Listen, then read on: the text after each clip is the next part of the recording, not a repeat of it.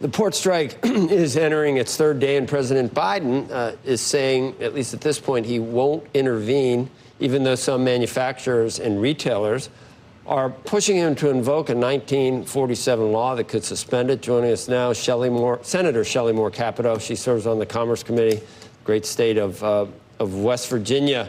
It's been done before when things get really serious, Senator. President Bush invoked Taft-Hartley back in 2002, preventing a port strike. Is that in the cards? Maybe not right now, but soon? Well, I think the effects are going to be really felt here probably in the next several days. They say a week will take the biggest effect of this strike. And I do believe that President Biden's been asleep here, but I think he needs to wake up in terms of his abilities to invoke Taft-Hartley, as President Bush did in 2002. You know, the eastern ports affect so much commerce, so much business, so much ability for food and agriculture, other things, that this is essential, I think, for us to settle the strike to get settled, and the president needs to take a more aggressive stance here, I believe. It's an interesting political dynamic now, Senator, because it filing something bipartisan, and that's sort of support for labor, and it wasn't always like that. So both sides are like trying to outdo the other in terms of their support for working people, and I don't know. So that's a dangerous combination. If you invoke Taft-Hartley, you're kind of like cutting the union off at the knees. Or how would it work exactly? It seems like you're removing the ability to do what they need to do to try to get what they feel they're worth.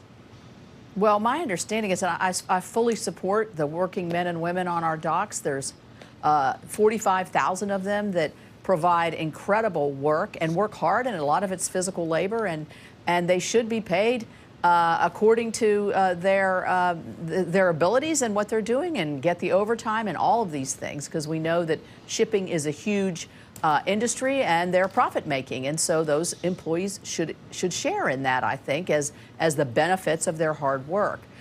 Where I think we look at the rail strike that almost occurred several years ago, we saw that the president came in and tried to get the two sides together, eventually did, and prevented what could have been a devastating strike on our rail workers. The same can be done for our dock workers. We've seen this has been signaled.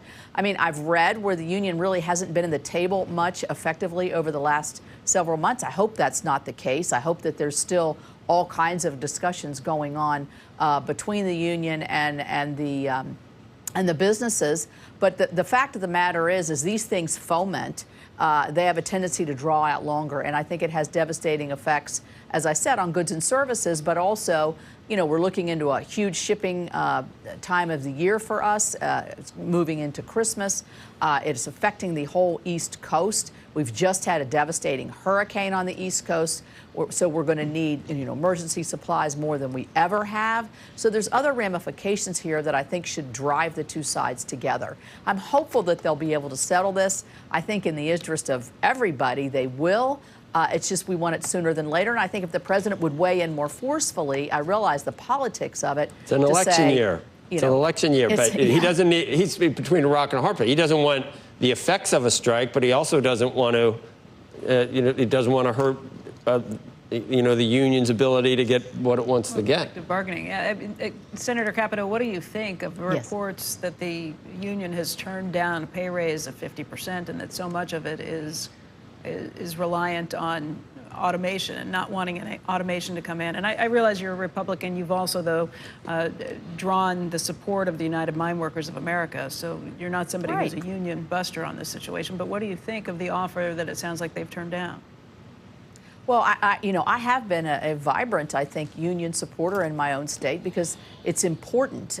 We not only with the mine workers, we have a lot of steel workers and others.